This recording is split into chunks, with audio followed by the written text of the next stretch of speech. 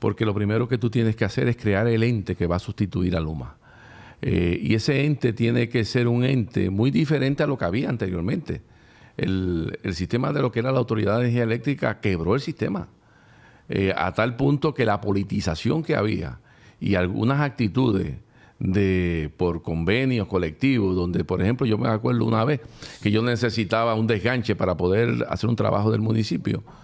En 2 días no salió la brigada porque el chofer, el que guiaba, no había venido y la brigada se quedaba en... Eso no puede ser.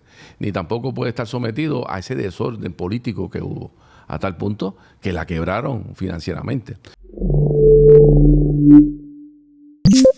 Mucha gente me estaba preguntando sobre mis stories de cómo tengo la cajita, cómo es que tenemos todos estos productos innovadores dentro del mejor cannabis en Puerto Rico, Rosarreta.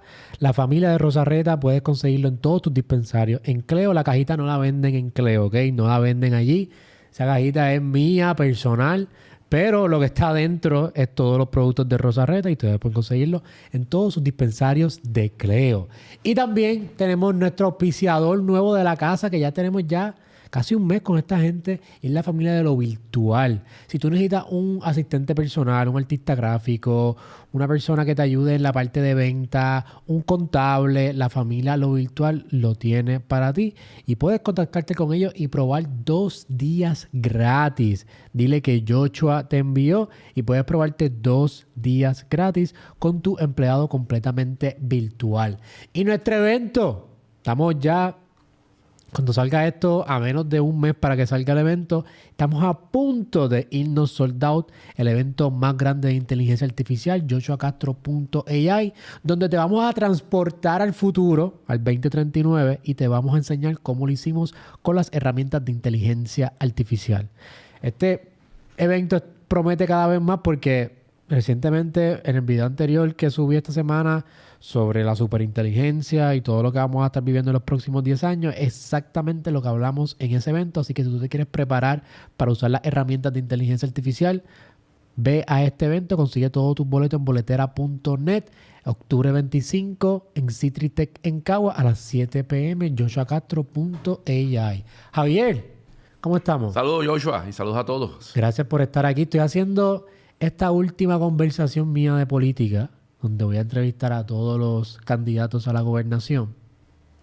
O sea, quería empezar contigo específicamente porque no eres parte de los partidos tradicionales, pero sin embargo has demostrado a través de tu carrera política que tienes la capacidad de manejar y administrar correctamente. Dicho eso, ahora mismo estamos viendo una crisis, todo el mundo sabe la corrupción que hay dentro del país, los sistemas como están cayendo, los partidos tradicionales que no han podido administrarlo de manera correcta y el borde que estamos del colapso prácticamente en Puerto Rico. ¿Por qué Proyecto Dignidad va a ser lo diferente? Porque yo soy el único candidato a la gobernación que tiene la experiencia administrativa con resultados positivos. He administrado durante los últimos 20 años un municipio.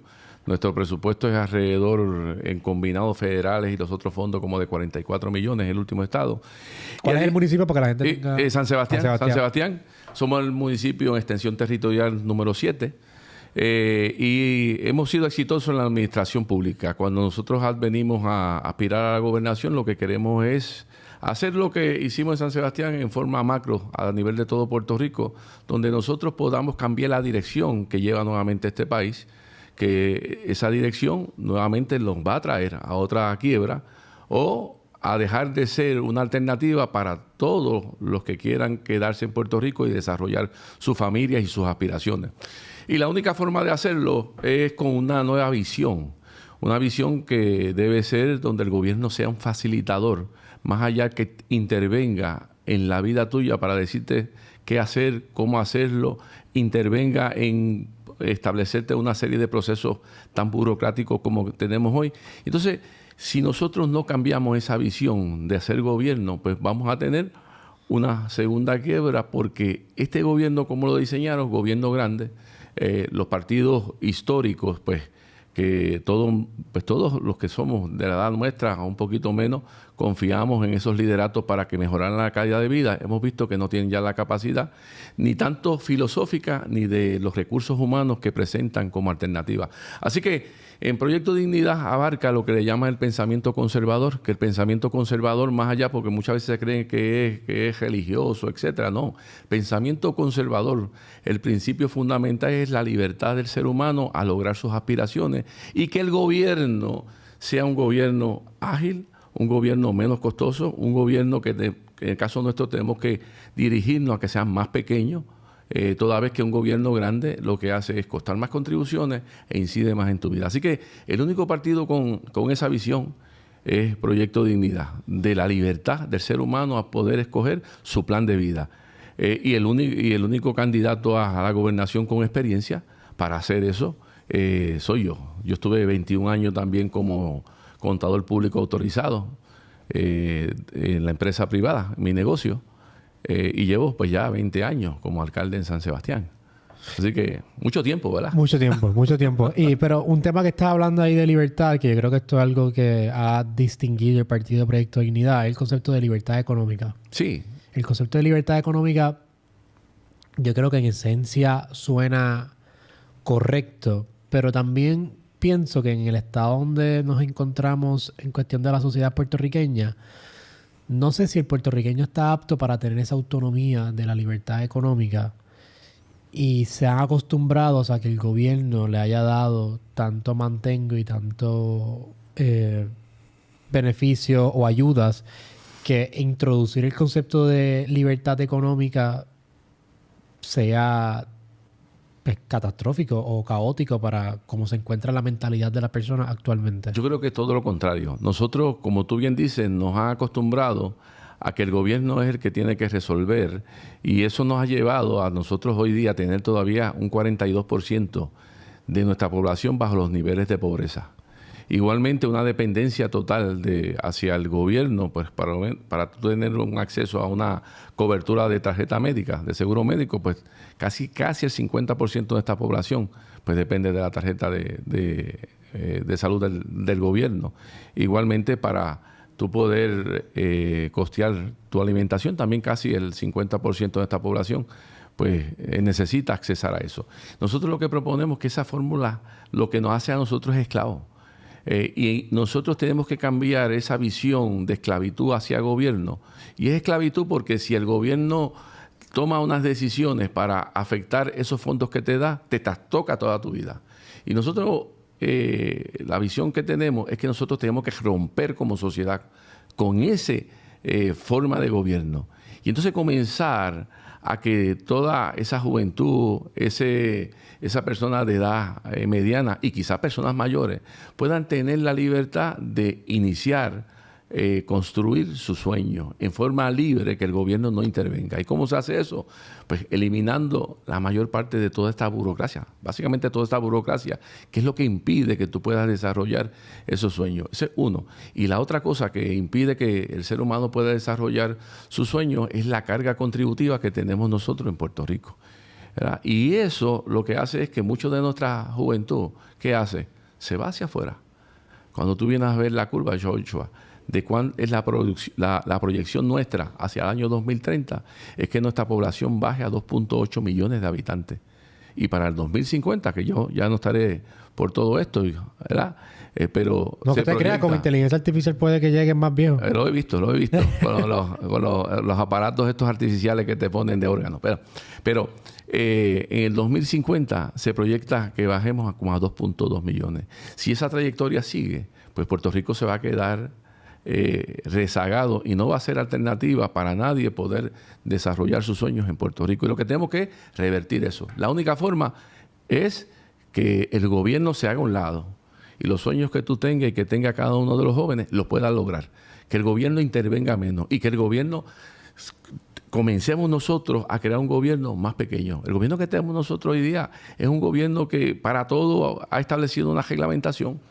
Bueno, lo más ridículo es que tú sacas un permiso de uso y a los 3 años o al año, dependiendo del comprobante que tú pagas, tienes que renovarlo otra vez. No empece que tú no cambiaste el permiso, el uso para lo que pediste el permiso. ¿Qué más ridículo es eso? pues el gobierno se tiene que echar a un lado. Y la visión del pensamiento conservador es un gobierno que sea un facilitador y no el protagonista de tu vida. El ser humano nació libre. ¿Y libre para qué? Para realizar sus sueños. Y eso es lo que creemos. Y la única forma de que Puerto Rico puede cambiar a un pueblo de progreso, que esta sociedad eche hacia adelante, que tenga libertad, no sujeta a un gobierno, es la libertad económica. Y Yo creo en la libertad económica, pues definitivamente, como joven empresario, yo creo que lo más difícil que a mí se me ha hecho es, pues, administrar un negocio aquí en este país, fuera más allá de conseguir clientes, de un mercado. Lo más que se le hace difícil a todo emprendedor que yo hablo, que es joven, es que si los permisos, que si las multas que te dan por cosas que tú ni sabías que tenías que llenar, te hacen la vida difícil, y después cuando vas, no, mira, de esto tienes que llenarlo hace 2 años. Es un poquito complicado, y me encantaría que el gobierno no intervenga tanto cuando tiene que ver la parte de desarrollo económico. Pero ese mismo concepto, cuando hablamos de achicar el gobierno, ¿cómo afectaría eso en la educación? O sea, yo pienso que lo que está el gobierno realmente es para proveerte los 5 servicios esenciales: salud, agua, energía, vivienda y educación. en todo ha fracasado. Y en todo ha fracasado. Y en todo ha fracasado. Pero ¿y cómo sería si un gobierno se limita a intervenir? ¿Cómo pudiera trabajar esas áreas? Porque el gobierno tiene que empoderar a las comunidades y al ser humano que reside en ese territorio. Por ejemplo, en educación, una de las propuestas que nosotros estamos haciendo es descentralizar el Departamento de Educación, no como lo están haciendo ahora. Eso lo están haciendo ahora. Sí, pero ahora están lo que están escogiendo, la burocracia que tenemos a nivel central, la están estableciendo esa misma burocracia en diferentes regiones. La visión que tenemos nosotros es que se creen juntas escolares por conglomerado. Por ejemplo, si San Sebastián tenemos 10 escuelas, por ejemplo, se crea una junta escolar que sea representativa de esa comunidad. Entiéndase que debe haber representación en esa junta de la facultad, debe haber de lo que son los padres, de lo que son los estudiantes, que son de ya escuela superior, los estudiantes, y del gobierno local y de alguna otra organización de relevancia en esa comunidad. Y esa comunidad, el gobierno o el departamento le transfiere el presupuesto para que sea esa comunidad que desarrolle la administración de su educación, sujeto a un currículo común y sujeto a diferentes políticas públicas que se establezcan a nivel central, pero en coordinación con esa junta. ¿Qué te va a hacer eso? Que si, por ejemplo, tú necesitas un aire acondicionado en un salón, en vez de tú tener que ir a la región para que la región llame a nivel central active el proceso de compra. Una vez activa el proceso de compra, viene subsiguientemente el suplidor, te puede tardar 4, 5, 6 meses. ¿Por qué tenemos que hacer eso si esa junta tiene control de ese presupuesto, lo puede hacer en forma inmediata? ¿Y cómo se dividiría el presupuesto? ¿Equitativamente en la escuela o a base de las necesidades de cada uno? Tiene que haber una fórmula que considere equitativamente por estudiante, pero también tenemos que considerar unas características particulares de diferentes regiones que se tiene que atender.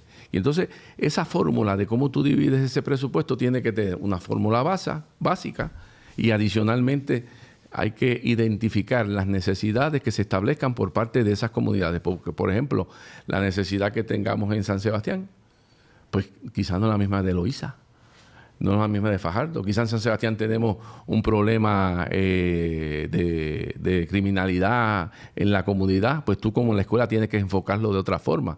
Y tienes entonces que añadir unos psicólogos, tienes que añadir una seguridad, tienes que añadir otros elementos. Entonces nosotros tenemos que coger ese presupuesto, que es un presupuesto este año, por ejemplo, de 5.300 millones, y el año pasado 5.900, una barbaridad.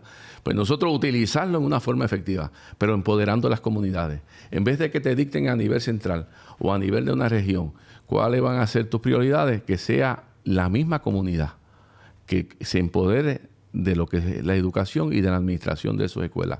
Y eso nos da libertad para que las comunidades puedan desarrollar sus planes.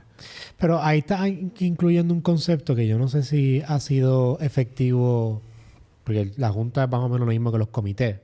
No, comité no.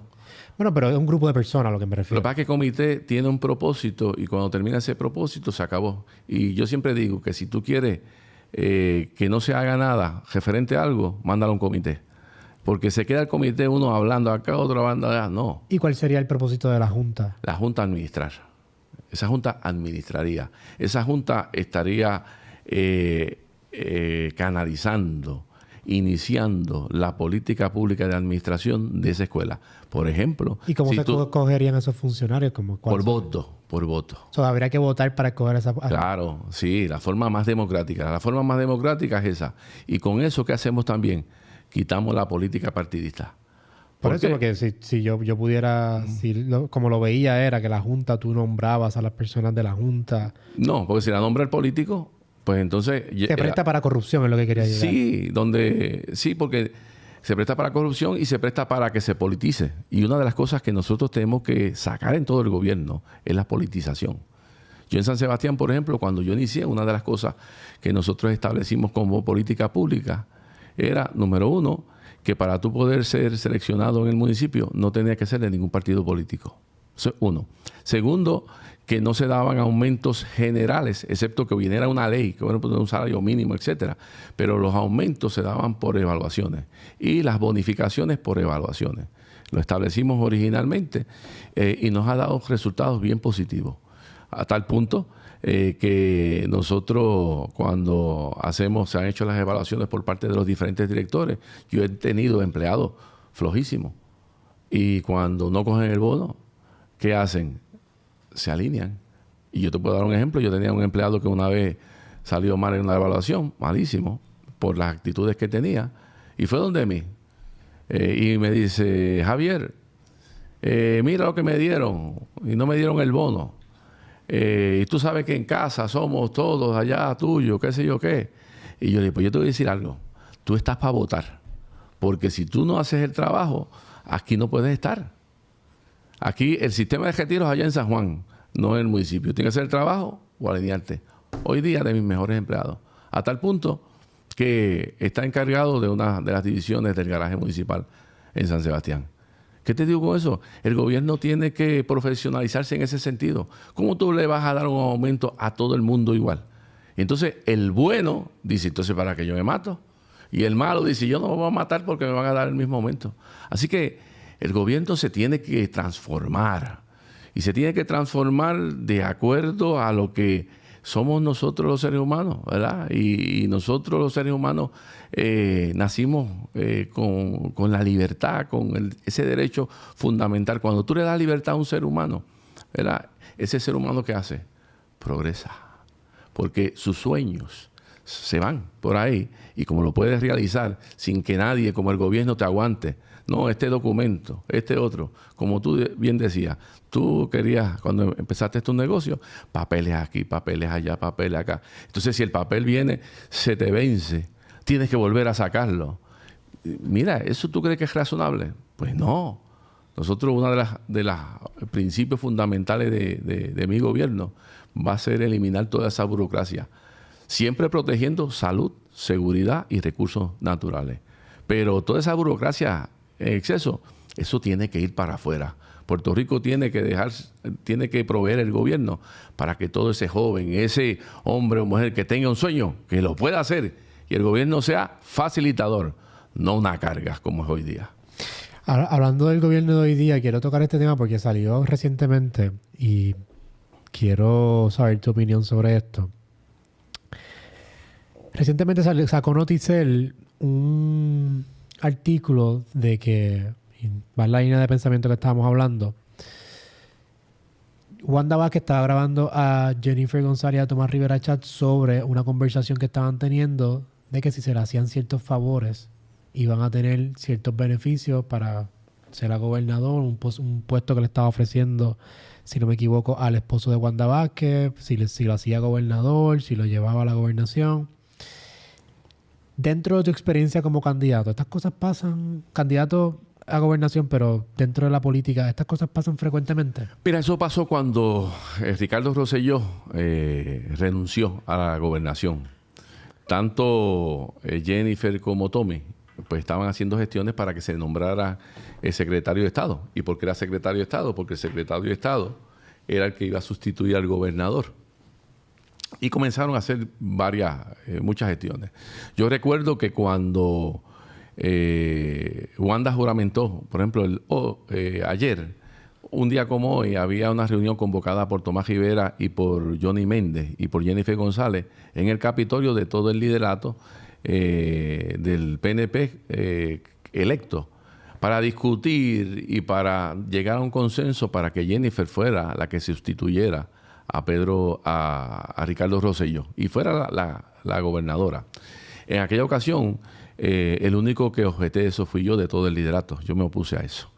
Y por la tarde, eso fue por la mañana, después me fui, por la tarde supe también que Zoela Boy también no estaba de acuerdo y lo dejó saber, que fuimos los únicos dos. Yo empecé con eso y las únicas dos. Porque ambos estaban haciendo diferentes tipos de acercamientos y gestiones para ver cómo llegaban a ser los gobernadores que sustituyeran a Ricardo Rosselló.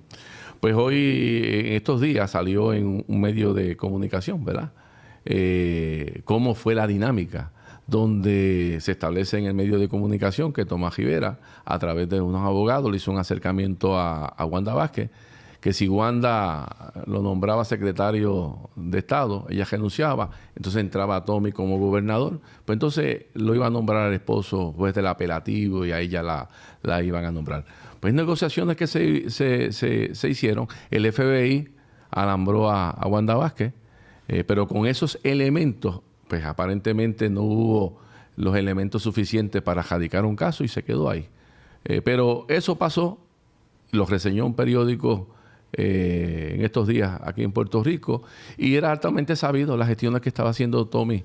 Pero esto se sabía dentro del Capitolio, todo el mundo lo que estaba pasando. Sin embargo, se ve como algo normal, como que si tú me das esta posición, yo pues te doy este favor. Bueno, es que eso no es propio, porque eso es como un intercambio de favores. Como un nepotismo no directo realmente. Y se ve como chantaje, se ve negociación con cosas que son posiciones del pueblo. Y eso es impropio y no es moral que se haga eso. Aquí había un proceso. El gobernador Ricardo Rosselló estaba en posición de salir. Se mencionaron varios sustitutos en aquella ocasión para ser secretario de Estado. Y subsiguientemente Ricardo escogió a Pedro Pierluisi. Yo no sé si tú te acuerdas de aquel famoso discurso de Tomás hablando de Pedro Pierluisi. Pues ya tú sabes por qué era aquel famoso discurso.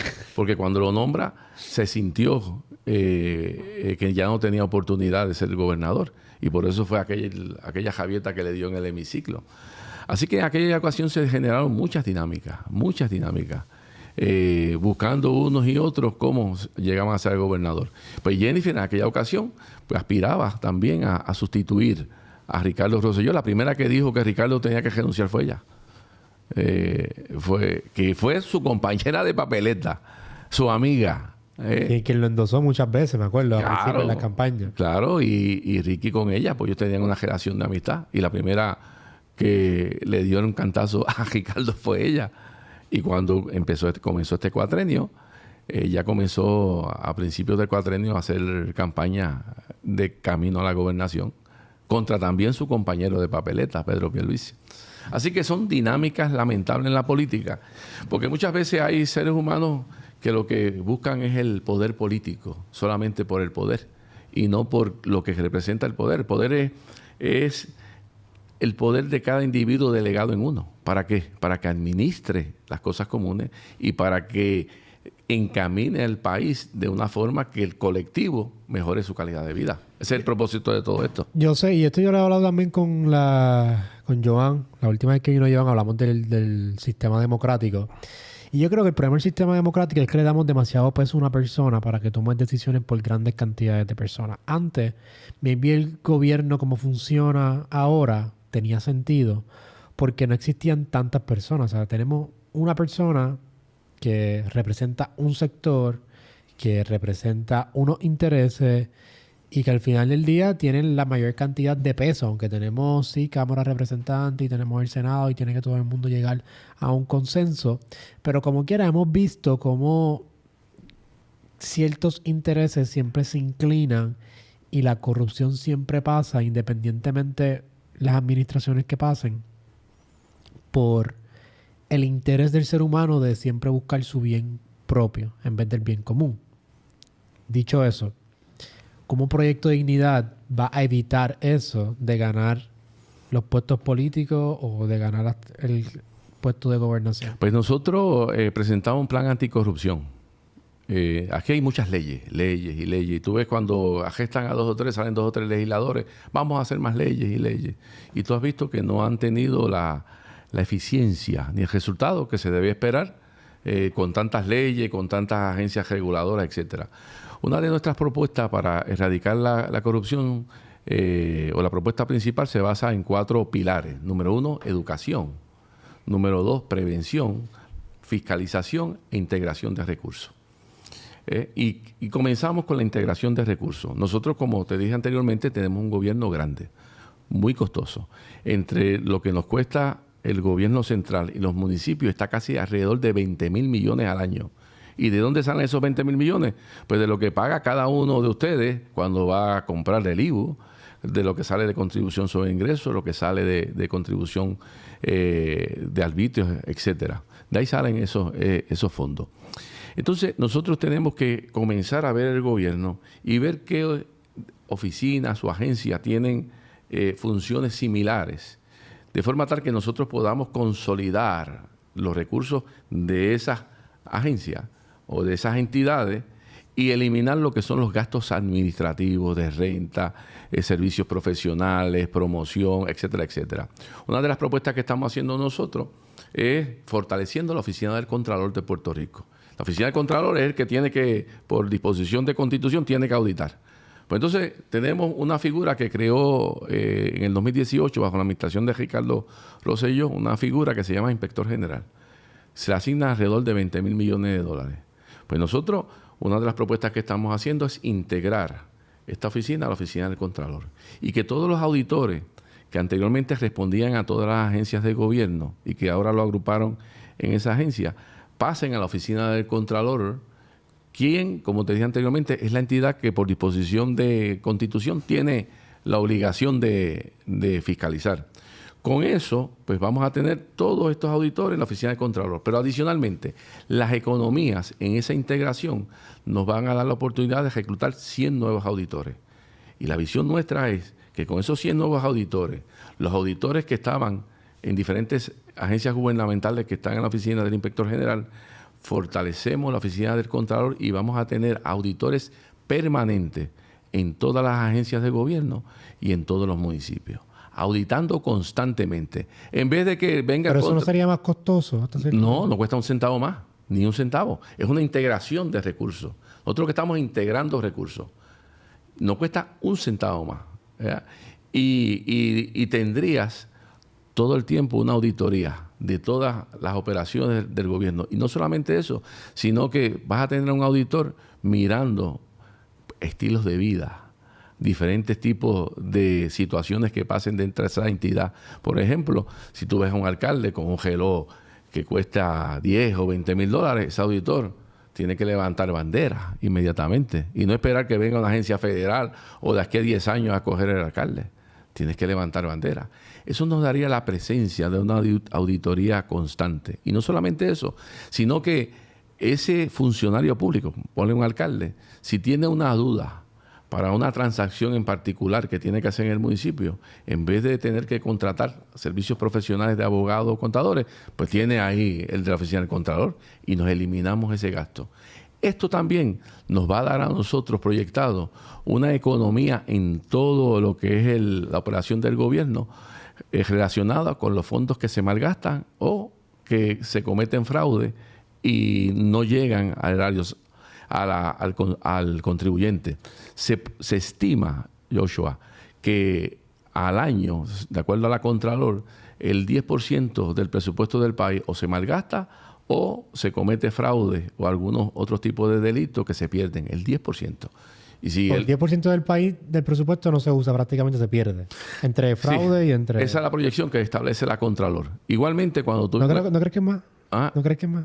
Son proyecciones porque es incierto, pero ellas, como ellos auditan, pues ellos proyectan, ¿verdad?, cuánto debe ser. Pero adicionalmente la Universidad Católica de Ponce, Pontificia Universidad Católica, hizo un grupo de allí hizo unos estudios y establece que en promedio está como en 525 millones por año.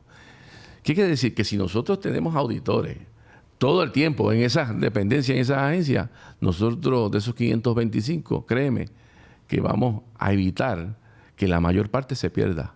Y eso va a aumentar la eficiencia del uso de recursos, que entonces se pueden nosotros utilizar esos recursos. Primero, una de las áreas que quiero atender es la situación de nuestras personas de edad avanzada, sobre el cuidado de los personas de edad avanzada. Pero una vez atendamos eso, nosotros tenemos que tener como proyección comenzar a bajar contribuciones. Bajamos costos de gobierno, bajamos contribuciones. Esa debe ser la meta nuestra. Porque si tenemos un gobierno costoso, ¿a quién le van a quitar ese dinero? A todos nosotros. Pues tenemos que tener esa meta, que el gobierno baje. Yo cuando veo algunos programas de gobierno de compañeros que están corriendo para la gobernación y veo que empiezan a crear el departamento de esto, y el departamento de aquello, y el departamento de otro. Tú tienes dos aspectos negativos para el país. Siguen burocratizando el país con más leyes y leyes y leyes y departamentos, y siguen aumentando el costo de hacer gobierno. ¿Incide en quién? Pues en el ciudadano común y corriente, el que quiere emprender, el que quiere tener libertad para hacer cosas, pero el gobierno con tantas trabas no te lo permite.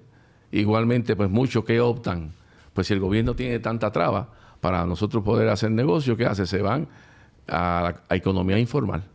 Y eso también es malo para una sociedad, la economía informal, porque también se carga solamente en los que están formalmente el aspecto contributivo. Así que nosotros tenemos que movernos y revolucionar este gobierno. ¿Esto que tenemos? No. Y te digo, tuve 21 años como contador público autorizado. Nosotros hacíamos contribuciones, auditoría, era nuestra especialización.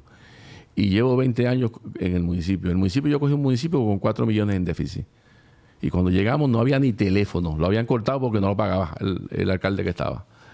Y hicimos un plan de disciplina fiscal. No le bajé una hora nunca a un empleado. Nunca tuve que despedir empleados por situaciones financieras. Hoy día lo voy a entregar con 33 millones en superávit y el año pasado pagamos la totalidad de los préstamos del municipio. ¿Por qué? Hicimos obra. Y el mejor testigo que hicimos obra es que en las elecciones, tú puedes ver las últimas elecciones, nosotros ganamos con el 72% de todos los que votan en esas elecciones. Y ese es el respaldo a ese gobierno. Y eso voy a hacer en Puerto Rico. Un tema obviamente en Puerto Rico que causa mucha pasión y yo creo que ese es el tema que ha prevalecido en este podcast desde hace más de un año. Es el tema energético. Aquí en Puerto Rico, aunque tú tengas contribuciones bajitas, aunque puedas hacer mejor transacciones de empresas, puedas crear más empleo, de nada vale si la luz se va constantemente y no tenemos un servicio energético estable. Por eso también yo no entiendo tanto empeño con esta ley 60 y ley 2022. Si no tienen para desarrollar aquí en el país los servicios básicos, de nada vale que vengan con millones de dólares para poder desarrollar empleo. No vienen empleos nuevos. No vienen empleos nuevos y no hay para desarrollar infraestructura para eso. No hay. En el tema de energético, y después quiero moverme maybe a ese tema de ley 2022. ¿Vas a cancelar el contrato de Luma o piensas reestructurarlo? No, Luma no tiene remedio. Luma vamos a cancelar el contrato, pero lo vamos a hacer como lo dijimos desde el principio, en una forma ordenada dentro de un periodo de 90 días. ¿Y por qué tiene que ser 90 días cuando comencemos? Porque lo primero que tú tienes que hacer es crear el ente que va a sustituir a Luma. Y ese ente tiene que ser un ente muy diferente a lo que había anteriormente. El sistema de lo que era la Autoridad de Energía Eléctrica quebró el sistema. A tal punto que la politización que había y algunas actitudes por convenios colectivos, donde, por ejemplo, yo me acuerdo una vez que yo necesitaba un desganche para poder hacer un trabajo del municipio. En 2 días no salió la brigada porque el chofer, el que guiaba, no había venido y la brigada se quedaba en... Eso no puede ser. Ni tampoco puede estar sometido a ese desorden político que hubo, a tal punto que la quebraron financieramente. Y entonces lo que nosotros decimos, y lo dijimos desde el principio, cuando yo oía también a varios compañeros, no, vamos a cancelar inmediatamente. Mire, usted, si lo cancela inmediatamente, ¿quién va al otro día a estar operando ese sistema? Pues podría crear un caos peor. Y lo que nosotros pretendemos es que en ese periodo de 90 días, número uno, documentar todo lo que Luma, los fallos que ha tenido Luma en la ejecución de ese contrato, que se supone que el gobierno lo tenga documentado, pero trascendió en medios de comunicación que no lo había hecho. Eso es lo primero. ¿Para qué documentar eso? Para que cuando inmediatamente lo cancelemos, mitiguemos la exposición que tenemos a una penalidad por cancelación, por pronta cancelación que tiene ese contrato, que he oído que puede llegar hasta $300 millones. Eso es uno. Segundo, vamos a crear en ese periodo el que va a sustituir a Luma. ¿Y quién va a sustituir a Luma? Nosotros proponemos que sea una corporación sin fines de lucro, que tenga una junta de directores con la autonomía suficiente para que la política partidista no entre allí. Y esa privatizarlo con una sin fines de lucro. ¿Por qué sin fines de lucro? Porque el propósito principal de ese ente tiene que ser mejorar el sistema eléctrico, no generar lucro. El propósito principal del ente que administre el sistema de todo lo que tiene que ver con la Autoridad de Energía Eléctrica, pero específicamente en transmisión y distribución, no puede ser el lucro. Tiene que ser poner al día ese sistema. ¿Por qué? Porque si es el lucro, como hemos visto ahora, se tarda más en que esa transformación llegue, y entonces eso tiene una repercusión en todos nosotros los ciudadanos y tiene una repercusión directa en los ciudadanos, en la familia y en el desarrollo económico. Así que esa entidad sin fines de lucro, ¿verdad? Que es una corporación creada por el gobierno, que tenga una junta de directores representativa de nuestra sociedad. Y digo representativa, por ejemplo, esa junta de directores debe tener los representantes del consumidor, debe tener representantes, por ejemplo, de los industriales, del sector del comercio al detalle, del servicio. Y esas personas que estén representando a esos sectores se escojan democráticamente por esos sectores. Y esa junta, que sería constituida por los sectores de mayor impacto, ¿verdad?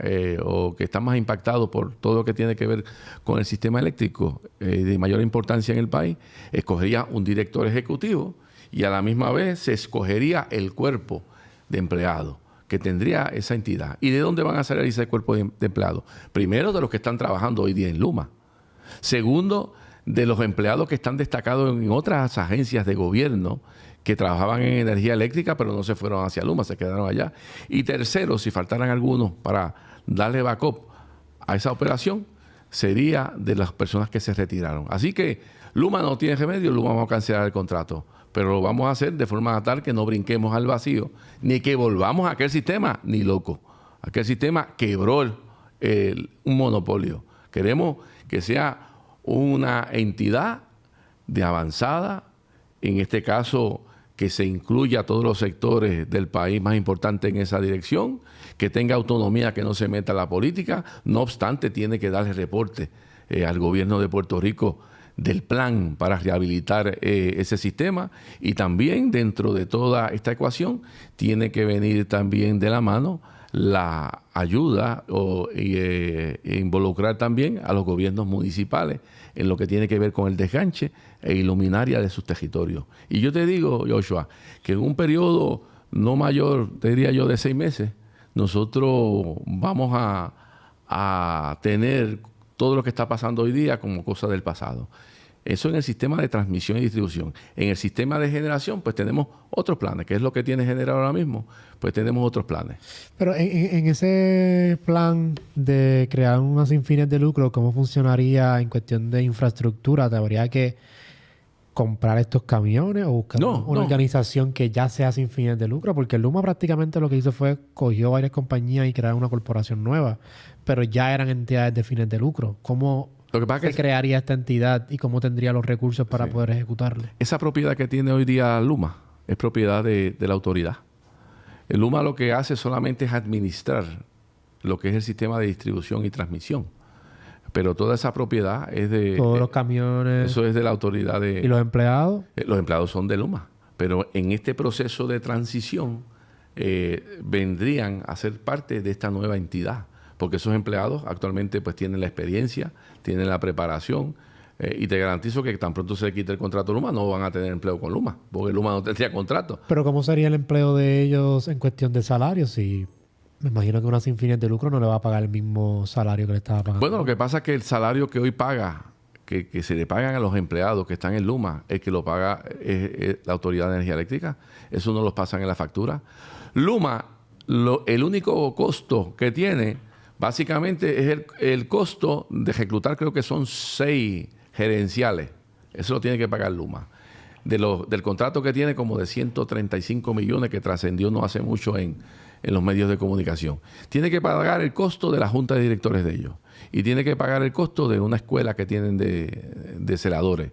Pero todos los costos que incurre Luma, de transportar esto, como te acuerdas, el generador aquel, que pagaron $4 millones.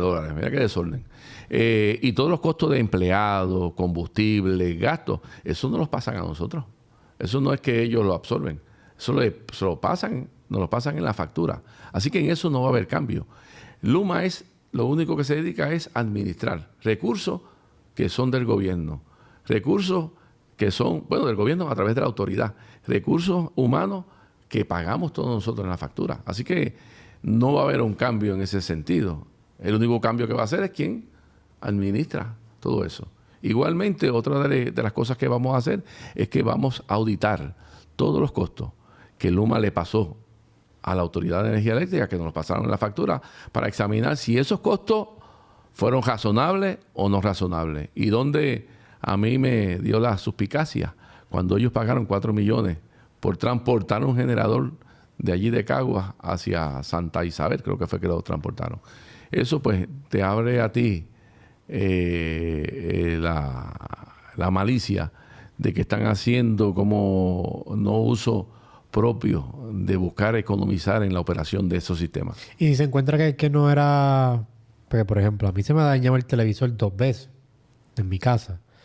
Y yo estoy 1000% seguro que son por los apagones de luz. Yo vivo en Guaynabo, a mí se me va la luz por lo menos 3 veces en semana. A mí se me va a ir la luz.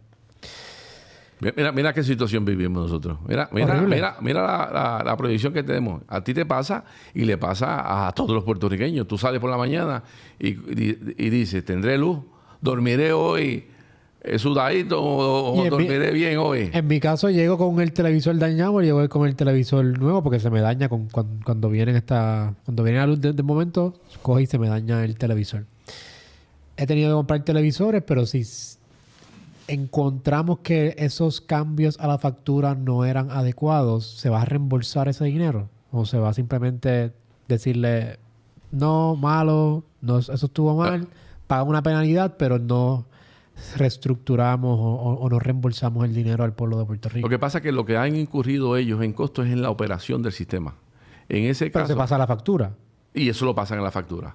Pero en el caso particular de esos daños que están habiendo en seres eléctricos, que se pueden inferir que son por los cambios, muchas veces en voltaje, muchas veces cuando llega la energía eléctrica, cuando se te va anteriormente, pues tendría que haber una reclamación de las personas que tuvieron ese daño. Y entonces, esa reclamación... Pero esa reclamación requiere un perito electricista, que es demasiado de caro, que no vale la pena. Sí. El televisor me sale en 500, no me sale en 900 como el electricista. Y después el electricista te sale mucho más caro. Así que es complejo. En ese sentido es complejo. Y una de las cosas que nosotros tenemos que salvaguardar es que tenga un servicio eficiente para que eso no ocurra. ¿Por qué? Porque para aprobar eso, pues necesita eso. Porque viene el que tuvo el daño, ¿verdad? Pero también tú tienes que salvaguardar la entidad de que otra persona que no tuvo daño vaya a decir que sí. Entonces tiene que establecer ese procedimiento. Entonces ese procedimiento, como tú bien estableces, puede ser más caro el reclamarlo que lo que te van a dar. Así que nosotros lo que tenemos que buscar es que ellos sean eficientes, que esa estructura de la nueva corporación sea eficiente en dar el servicio. Y créeme que lo va a hacer, porque está representado todos los que se afectan de una forma u otra, si el servicio es bueno o el servicio es malo. Estamos ahí cerrando ya, estamos casi llegando a la hora, pero quiero ir hablando del estatus, porque sé que Proyecto Dignidad no toma el estatus como parte de su partido. O sea, hay diferentes personas con diferentes posiciones opiniones del estatus. Y quiero saber cuál es su opinión sobre el estatus de Puerto Rico y cuál de los 3 opciones que existen es la que usted promueve? Mira, el estatus es un asunto que se ha discutido por años y años. Originalmente, cuando en el 1952 se creó el Estado Libre Asociado, se crea básicamente por el gobierno federal para subsanar lo que estaba pasando a nivel mundial sobre las colonias, ¿verdad? Y para poder legalizar su relación con Puerto Rico, que básicamente era como un territorio, ¿verdad? Un territorio colonial, pero como un territorio. Subsiguientemente a eso, pues siempre han surgido diferentes tipos de movimientos. En el 1967 se crea el PNP, Partido Nuevo Progresista. El propósito principal era luchar por la estadidad. En los 50, el Partido Independentista, que está luchando por la independencia. ¿Qué ha pasado? En los últimos 12 años, 3 plebiscitos. Ha ganado la estadidad. El último plebiscito ganó con el 52%, algo histórico. Y un plebiscito que era estadidad sí o no. Adicionalmente se podían elegir, y se eligieron, 6 delegados congresionales para cabildear por la estadidad. Y adicionalmente el gobernador de Puerto Rico decía que era bien amigo de todo el liderato demócrata y que iban a adelantar lo que era la estadidad. Y yo recuerdo que yo en ese momento dije, ahora sí se va a adelantar. ¿Y qué pasó, Joshua? Nada. ¿Y por qué no pasó nada? Por 2 razones principales. Número 1, que el PNP utiliza la estadidad como un anzuelo. Y de eso yo me convencí en este cuatrienio cuando vi que se podía hacer algo y no hicieron. 1. ¿Se podía hacer algo este cuatrienio con la estadidad? Yo creo que se podía adelantar, pero cuando tú concluyes la condición de Puerto Rico, si nosotros no organizamos el país, los otros estados no van a querer unirse a un estado quebrado. No van a querer unirse a un estado cuya visión del gobierno federal es que el gobierno de Puerto Rico es corrupto. Pues entonces, si nosotros queremos hacer algún cambio en estatus, nosotros primero tenemos que organizar el gobierno. Organizar y cambiar la percepción del gobierno federal sobre el gobierno de Puerto Rico, basado en establecer nosotros controles internos y eficiencia en operar el gobierno. Y adicionalmente, fortalecer nuestro desarrollo económico para que esa ecuación de que nosotros tener un 42% de nuestra población bajo los niveles de pobreza, esa ecuación comience a disminuir. Que se vea que somos un territorio que va, en vez de estar dependiendo tanto de que si me manda esta ayuda o no me envía esta ayuda, un territorio que en vez de tenerlo en sindicatura, como nos tienen a nosotros hoy día, a través de la Junta de Control Fiscal, sindicatura en el Departamento de Educación, sindicatura en la policía. Cuando tú veas que esa ecuación, que nosotros nos pongamos en pie y administremos este gobierno, entonces nosotros vamos a poder convocar todo el liderato de Puerto Rico, de las diferentes aspiraciones que se tienen en la relación con Estados Unidos, y todos de igual a igual, porque esto no puede ser que yo a ti te empuje el ideal mío y el otro te empuje el otro, porque tú fuiste electo como gobernador, sino que tenemos que tener igual de condiciones para que todo el pueblo esté representado en esas aspiraciones. Se hacen unas elecciones, se elige el liderato que va a representar la estadidad, lo que va a representar la República Asociada o la Libre Asociación, lo que va a representar la independencia. Yo creo que también debemos incluir pues, los que aspiran a quedarse como estamos, y entonces ir a los Estados Unidos con nuestra definición y empezar cada uno de los grupos a negociar esa definición. Subsiguientemente, Estados Unidos, llegamos a un acuerdo, establecemos un plebiscito vinculante y venimos y acá hacemos un plebiscito para que el pueblo vote, y la fórmula que tenga 50 más 1, pues entonces se implemente esa voluntad del pueblo. Pero hasta que nosotros nos organicemos, no va a pasar nada. No va a pasar ningún cambio hacia la estadidad, ni ningún cambio significativo en nuestra relación con los Estados Unidos. ¿Y crees que si gana un partido como Juan Dalmau llega a la independencia el próximo día? Yo creo que la independencia depende de Estados Unidos. Yo no sé si tú te acuerdas de Vieques. Quizás tú eres muy joven, ¿verdad? Quizás te puedes acordar remotamente. Vieques era nuestra isla municipio, la usaba la María como práctica de tiro, etcétera. Nunca se hubiera pensado que Estados Unidos se iba a ir de Vieques. Pero ¿qué se creó en Puerto Rico? Se creó ¿qué? Un problema. Se creó en Puerto Rico una confrontación. Hasta el punto que el gobierno de Estados Unidos dijo, está bien, le voy a entregar a Vieques. Si gana Juan Dalmau, no es que vaya a declarar la independencia, pero creo que puede crear la confrontación para que con Estados Unidos para que haya un cambio de estatus en Puerto Rico. Juan Dalmau es un político que es un político de ideales en cuanto a la relación. Por eso el Partido Independentista se llama Partido Independentista. Es el partido más ideológico que existe, que utiliza todas las herramientas para lograr avanzar a su ideología, que es una ideología de independencia socialista. La independencia socialista, como hablamos ahorita, el socialismo lo que tiene es más control del ser humano. Y no lo veas ahora por lo que te dice hoy. Y yo siempre le digo a cada uno de los que me escuchan, que no vea a un político por lo que te promete o te dice en tiempos de campaña. Mira sus acciones, su parecer y su hablar antes. Y tú vas a saber qué es lo que ese político va a hacer cuando esté en una posición como gobernador o como alcalde o como senador. Así que Puerto Rico se enfrenta hoy día a un dilema, ¿verdad? Creado por los mismos partidos tradicionales, por la decepción que hay con los partidos tradicionales, por la decepción de las personas que confiamos en todo ese liderato para que gobernara en Puerto Rico. Esa decepción ha puesto a ver a Puerto Rico a mirar que eso no son las alternativas. Pero la alternativa no puede ser para ir para peor. La única alternativa viable para que Puerto Rico eche hacia adelante es la libertad del ser humano, la libertad de escoger por tu vida, la libertad de que el gobierno no se meta en decirte qué tú hacer o qué no hacer, siempre y cuando tampoco tú invadas el territorio de otro, ¿verdad? Esa libertad tiene también su responsabilidad, pero esa libertad para tú crear, desarrollar tus sueños, la única forma que se puede hacer es bajo la visión de gobiernos conservadores. Y gobiernos conservadores, más allá de unas filosofías de vida, es una forma amplia de ver que el gobierno tiene que estar subrogado al individuo, no el individuo todo el tiempo cargando el gobierno. La libertad sobre todas las cosas, individual. Javier, gracias por estar aquí en la conversación en el día de hoy. Agradezco tu tiempo. Te deseo mucho éxito en estos últimos meses, que este último mes es más fuerte. Bien intenso, Joshua. Bien intenso. Y agradezco que hayas compartido con nosotros en este día, sacar un ratito con nosotros a hablar.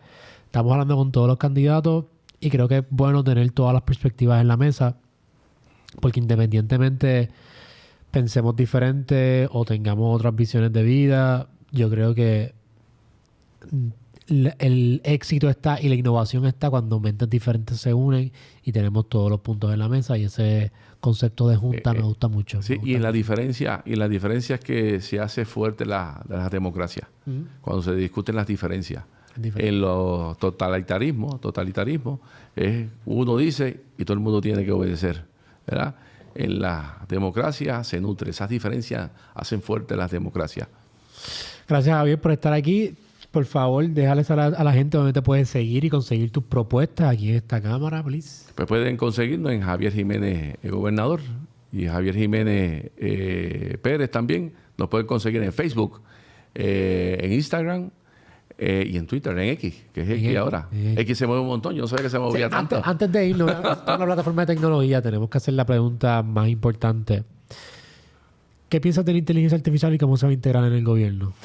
Bueno, la inteligencia artificial es algo que existe en diferentes puntos de vista y diferentes proyecciones, pero es algo que tenemos hoy día. Es una herramienta sumamente amplia para nosotros poder desarrollar diferentes aspectos en nuestras vidas. Hoy día tenemos todo esto que ha salido a través de inteligencia artificial accesible como, ¿se puede decir los nombres? Sí, voy a decirlo. Pues, ChatGPT y otros tipos de inteligencia que tú puedes desarrollar tantas cosas. Hasta los jingles de campaña he oído yo desarrollado por ahí con inteligencia artificial. Así que es una herramienta que nosotros podemos utilizar para mejorar, fortalecer nuestros negocios, fortalecer nuestras organizaciones. Sí existe una incertidumbre a largo plazo hasta dónde va a llegar lo de la inteligencia artificial que pueda sustituir al ser humano. Pero en la medida que tenemos esa herramienta, nosotros tenemos que utilizarla. Igualmente, el Departamento de Educación tiene que actualizarse constantemente. Los cambios tecnológicos que están habiendo no dan la oportunidad en un sistema de educación que se quede enseñando lo que se enseñaba el año pasado o hace 2 años atrás. Tiene que haber un grupo de personas dentro del Departamento de Educación que constantemente estén al día de todos los cambios tecnológicos, y esos cambios tecnológicos se tienen que expandir a todo el sistema de educación de forma tal que todos esos jóvenes y niños que se están desarrollando puedan tener todas las herramientas de cara a la vida que del futuro de parte de ellos, pero la vida actual de cada uno de nosotros. Así que la inteligencia artificial, eso es una herramienta, Joshua. Que hay su incertidumbre, claro que hay, pero es una herramienta y la única forma de tú poder utilizarla es conociéndola. Porque muchas veces yo oigo a alguna gente, yo no voy a meterme en eso, de personas como yo, mayorcita. Yo no voy a meterme en eso porque eso va a acabar con el mundo. No seamos tampoco pesimistas. Tenemos que verla como una herramienta. ¿Que hay proyecciones hasta dónde puede llegar eso? Sí, hay muchas proyecciones. Pero hay cosas que nosotros podemos sacar positivamente. Yo pensaba los otros días que la inteligencia artificial va a resolver un problema de soledad en nuestras personas de edad avanzada. Cuando tú caminas a nuestros barrios, tú ves muchas de nuestros viejitos solos. Y esa soledad crea depresión, esa soledad crea otros tipos de problemas y enfermedades de salud mental y salud física. Con la inteligencia artificial nosotros ya mismo vamos a tener unos robots que van a estar compartiendo con seres humanos. Y tú puedes hablar y él te va a conocer. Pues eso es lo que hay ahora. ¿Y qué tú tienes que hacer? ¿Rechazar eso o integrarte? Pues si tú quieres ser un gobierno de avanzada, te tienes que integrar en eso. Si tú quieres tener un negocio de avanzada, te tienes que integrar en eso. Y como te digo, como va cambiando todos los días tú tienes que estar leyendo y buscando información de qué está saliendo. Yo he visto hasta videos que parecen de verdad, de personas que no son reales. Que eso me preocupa por el caos que puede crear cuando tú borres la línea entre lo que es artificial y lo que es real. Estaba viendo un documental no hace mucho que establecían que ya próximamente tú no vas a saber lo que es realidad o lo que es creado. Y eso es bien peligroso. Eso es bien peligroso para la sociedad. Y nosotros, pues, estamos sujetos a todos estos cambios que nos traen todos los días. Pero el tú rechazarlo, con eso tú no vas a adelantar nada. ¿Qué tenemos que hacer nosotros? Tomar conocimiento y utilizar esas herramientas para mejorar todo nuestro entorno. Y en el gobierno tiene que ser una herramienta fundamental para cambiar, hacer todos estos cambios trascendentales y de relación del gobierno con el ciudadano. Javier, gracias por estar aquí. Agradezco tu tiempo. A todos ustedes no se olviden suscribirse y darle a la campanita si está viendo esto en YouTube. Prende todas las notificaciones que estamos aquí en este segmento, este episodio número 100 nuevo, donde estamos hablando con todos los candidatos de la gobernación. Quédate hasta el final de este video. No te olvides suscribirte, darle a la campanita si estás viendo esto en YouTube, en Spotify, en Apple Podcast. Apaga la radio y escucha el mejor podcast del universo. Soy un Glitch Podcast. Que tengan un bonito día, una bonita tarde, una bonita noche. Nos vemos ahorita porque vamos a seguir continuando con esta conversación.